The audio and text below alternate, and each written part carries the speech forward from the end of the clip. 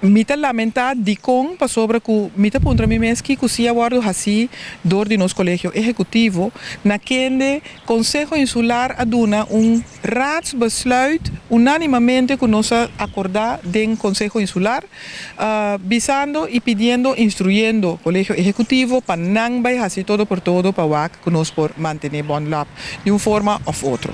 Ok, abo pide menos aquí que vai robes bana de colegio ejecutivo que vai of portanto se canai cosa vai robes portanto na certificar cosa vai robes em todo caso para X motivo o contrato nota sigue mais per 1 januari 2023. Agora, lo que sí está pasando en mi mente es algo que me llega de expresar acaba de una reunión de Consejo Insular y me llega de papel también que trabajan los dus individuales de Bon Lab mes. Me te pondré mi mes para Kiko laboratorio aquí y gente aquí no te busca un otro mercado en vez de gente van a por ejemplo alcohol. Na Rincón tem um lugar para destilar alcohol e nada dentro chiquito e nada.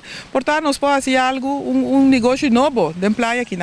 Tem hopi outro investigação como se pode fazer na laboratório como te quer que Bon Lab lo porta opção para handle e tipo de investigação aqui. Mi no que mencionar muchas cosas, pero la que me dice tiré de alto sin aquí. Por ejemplo, cannabis medicinal.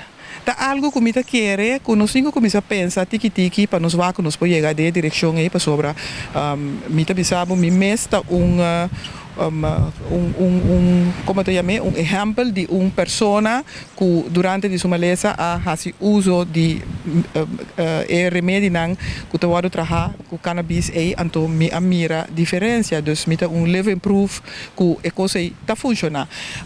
Rondo de nos de región aquí nanan, tur gente está comenzando tiki también en dirección de van usar nos propio remedio orgánico, etcétera, etcétera.